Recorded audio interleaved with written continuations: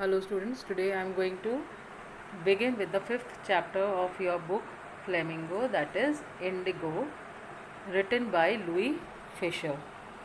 So as the name says indigo, it is, you know that the indigo is the color, blue color, and but in this chapter it means the indigo farming.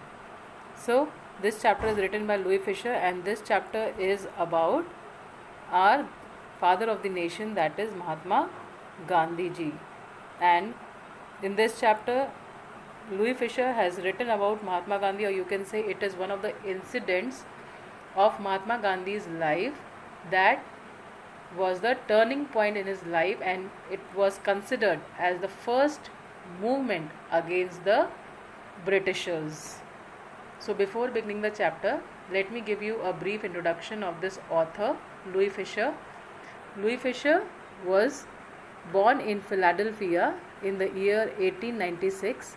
He served as a volunteer in the British Army between 1918 to 1920. Fisher made a career as a journalist and wrote for the New York Times and the Saturday Review and for European and Asian publications. He wrote for these papers also, and he was also a member of the faculty of Princeton University. As a young man, he read the work of left-wing writers Henry George and Lincoln Stephens, and after studying at the Philadelphia School of Pedagogy from 1914 to 1916, he became a school teacher, and during this period he described himself as a socialist. He was also a Zionist and a supporter of a homeland for the Jews in Palestine. So this was about the author, and I must tell you that this chapter he wrote being influenced by Mahatma Gandhi ji, and for writing his biography he stayed with Mahatma Gandhi, or he just moved to Mahatma Gandhi ji's ashram in the year 1942, and he remained in India for 2 months. And at that time the World War was in full swing, and in the scorching heat of June he spent 1 week with Gandhiji in his ashram, and Gandhiji gave him 1 hour daily, and he could also talk with Gandhiji during other activities such as eating, walking, etc. And Fisher wrote a book, 7 Days with the Mahatma. In this famous book, he has described the ashram life and Gandhiji's likes and dislikes in a very touching way. And he wrote that he never felt afraid in Gandhiji's presence, and his association with Gandhiji was warm, healthy, full of joy and cordial. And he found Gandhiji a cultured, able, and always refreshing and sweet person. So Louis Fisher has described the wonders of Gandhiji's personality in the book. And similarly, along with him, many persons stayed in this ashram from time to time.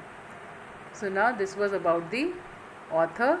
Now I will give you a brief introduction of this chapter, Indigo. This story is based on the interview taken by Louis Fisher of Mahatma Gandhi.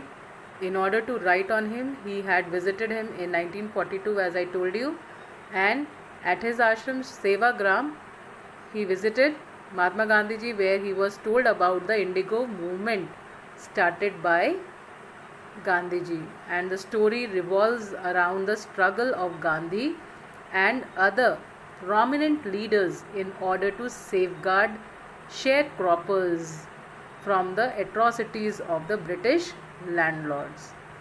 So this was a short introduction, and now I'll tell you the theme of this chapter.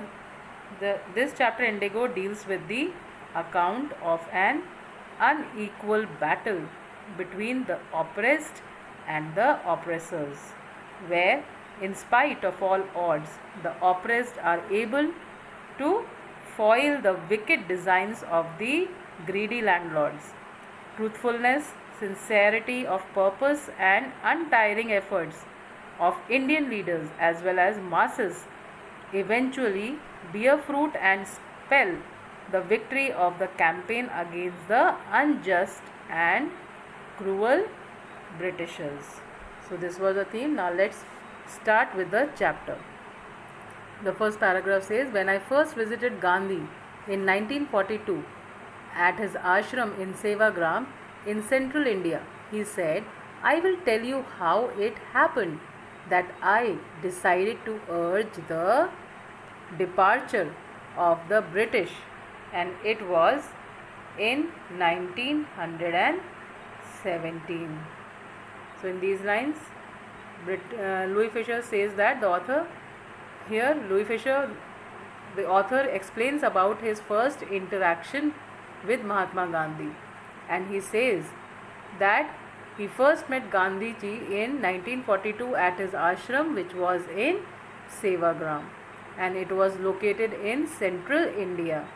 And Gandhi said that he would tell him about his struggle against the British, which first took place in the year 1917.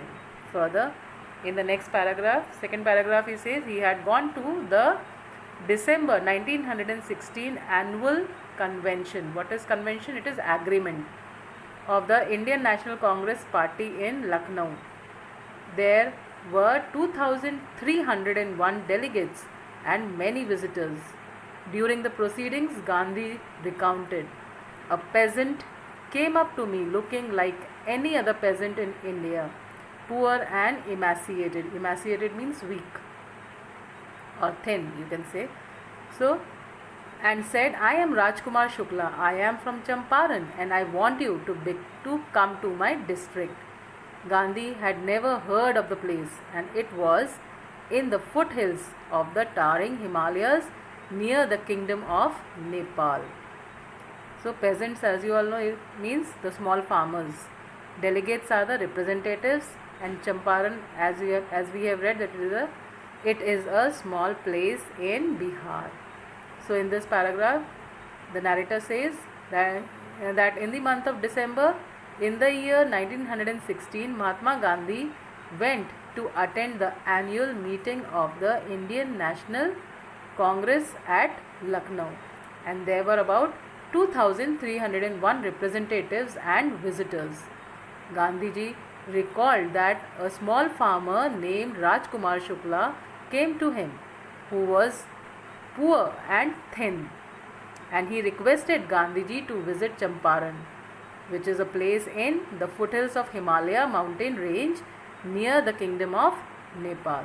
And Gandhiji had never heard the name of this place ever in his life. That was the first time he was hearing the name of the place Champaran. Then further, in the next paragraph, he says, under an ancient arrangement, the Champaran peasants were sharecroppers. Rajkumar Shukla was one of them. He was illiterate but resolute. Resolute means determined. And he had come to the Congress session to complain about the injustice of the landlord system in Bihar. And somebody had probably said, speak to Gandhi. So in these lines, the word sharecropper means a tenant farmer who gives a part of each crop as rent. So in these lines, or in this third paragraph, the narrator says that Rajkumar Shukla told Gandhi that he was a sharecropper. He just gave his introduction. And a sharecropper is a farmer who gives a part of the crop as rent to the owner of that piece of land, and he cultivates. So he told him that because of an old agreement, many of the peasants in Champaran were sharecroppers, and he had come to meet Gandhi on someone's suggestion, as he was determined to find a solution for the sharecroppers who were facing hardships due to this agreement, and he sought Gandhiji's help, and he asked Gandhiji to help him. Then further, the next paragraph says that Gandhi told Shukla he had an appointment in Kanpur and was also committed to go to other parts of India. Shukla accompanied him everywhere. Then Gandhi returned to his ashram near Ahmedabad. Shukla followed him to the ashram. For weeks, he never left Gandhi's side.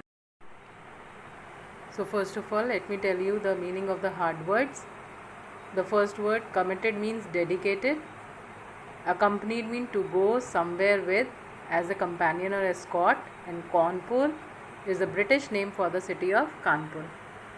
So in these lines the narrator says that after hearing his problem, Gandhiji told him that he had to visit Kanpur and some other parts of India due to prior appointments, and Shukla went with him everywhere. And after this, Gandhi returned to his ashram near Ahmedabad, and Shukla was always there with him for several weeks, begging him to fix a date to visit Champaran. Then further, the next paragraph says, impressed by the sharecropper's tenacity. Tenacity means, now the word tenacity here means determination.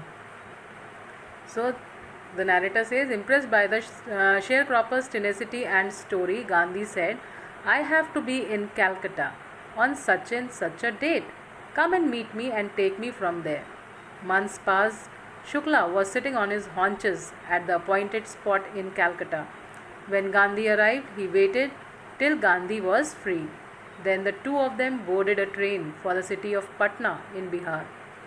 There, Shukla led him to the house of a lawyer named Rajendra Prasad, who later became the president of the Congress Party and of India.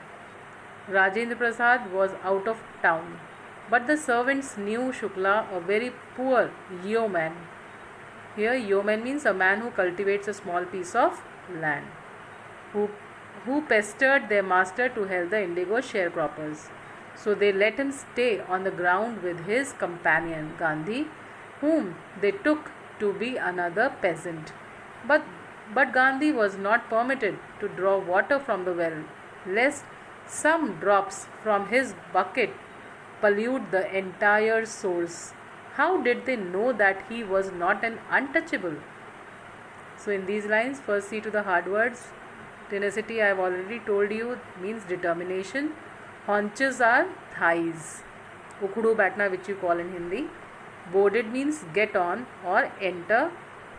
Yeoman, I have told you, a man who cultivates a small piece of land. Pestered means harass or bother. Permitted means allowed.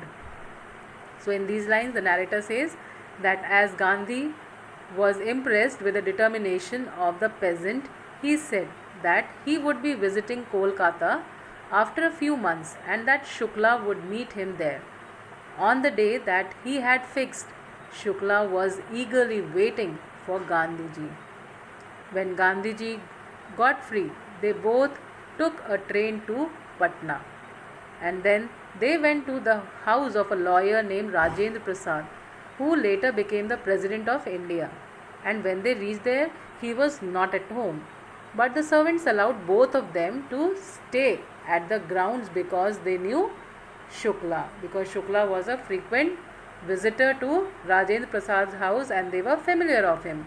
And they all knew him because Shukla used to harass their master to help the indigo sharecroppers, and they didn't allow Gandhiji to draw water from their well as they took him to be an untouchable and did not want to pollute the entire water source.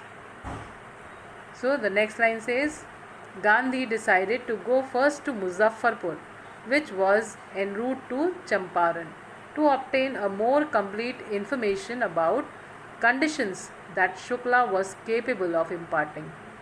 He accordingly sent a telegram to Professor J.B. Kripalani of Arts College in Muzaffarpur, whom he had seen at Tagore's Shanti Niketan school. The train arrived at midnight, 15th April 1917. Kripalani was waiting at the station with a large body of students. Gandhi stayed there for 2 days in the home of Professor Malkani, a teacher in a government school. So here let's see to the hard words. En route means on the way, and imparting means to pass on or giving. So in all these lines, the narrator says that as Shukla was not able to provide Gandhi with adequate information, therefore he decided to go to Muzaffarpur, which was on the way to Champaran, to obtain the complete information about the sharecroppers. And he sent a telegram to Professor J.B. Kripalani, who was a teacher at Arts College in Muzaffarpur. Then Gandhiji had seen him at Tagore's Shanti Niketan school, and Gandhi took a train to Muzaffarpur that arrived at midnight on 15th of April 1917. And Kripalani was already waiting there with his students. And then Gandhi stayed there for 2 days at Professor Malkani's home, who was a teacher in a government school. Then further, the next paragraph says, it was extraordinary thing in those days, Gandhi commented, for a government professor to harbor a man like me. In smaller localities, the Indians were afraid to show sympathy for advocates of home rule. And the news of Gandhi's advent and of the nature of his mission spread quickly through Muzaffarpur and to Champaran. Sharecroppers from Champaran began arriving on foot and by conveyance to see their champion. Muzaffarpur lawyers called on Gandhi to brief him, and they frequently represented peasants' group in court, and they told him about their cases and reported the size of their fee. So first of all, we'll see to the meaning of all the hard words. The word extraordinary means exceptional or remarkable. Harbor means entertain. Sympathy means support or pity. Advocate means supporter or protector. Advent means arrival, and conveyance means transportation.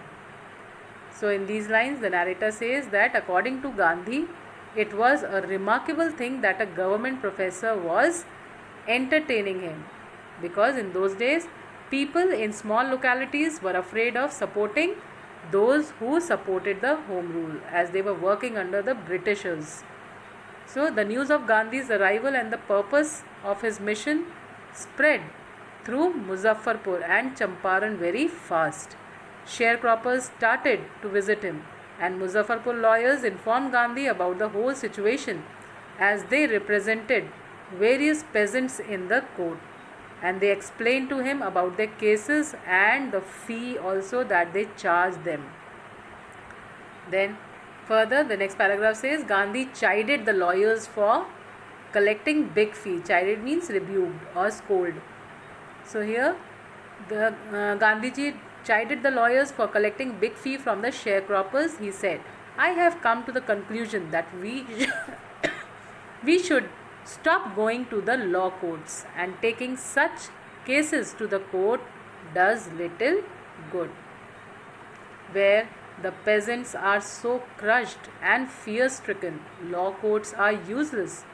The real relief for them is to be free from fear. Most of the arable land, arable is the cultivable land or land suitable for farming, in the Champaran district was divided into large estates owned by Englishmen and worked by Indian tenants. The chief commercial crop was indigo, and the landlords compelled all tenants to plant 3/20 of or 15% of their holdings with indigo and surrender the entire indigo harvest as rent, and this was done by long-term contract. So in these lines, first the words, hard words, we'll see the meaning of the hard words. Compelled means forced, estate is the property, surrendered means to give in, contract means agreement, and indigo, you all know that it is a plant that produces a blue color, or neel what you call in Hindi.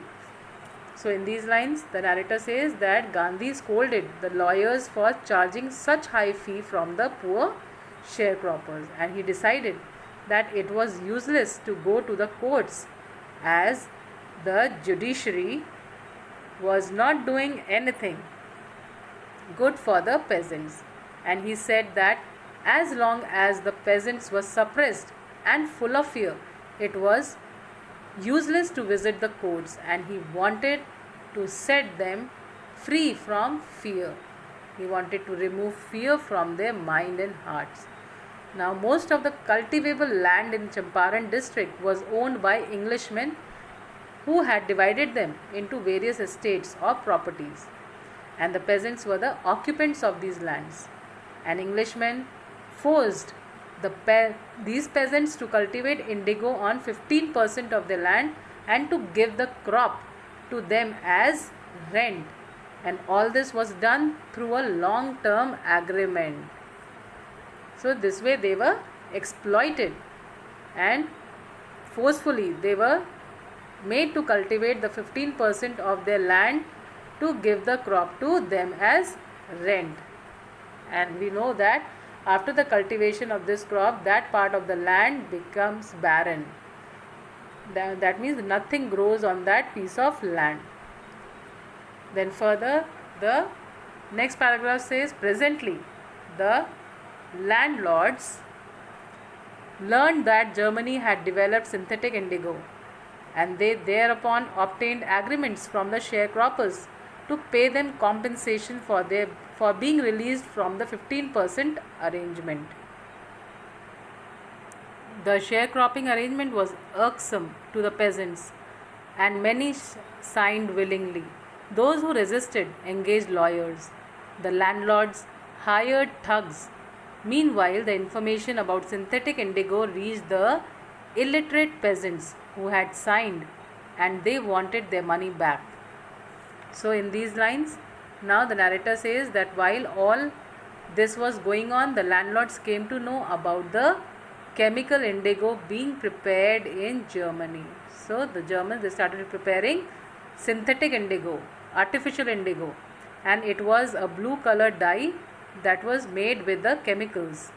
Then they started demanding money from the poor peasants in order to cancel their agreements, as they no longer required the indigo plantations. So they were very smart, and the sharecropping system was very annoying. So many of the peasants, they paid for the cancellation of the agreements.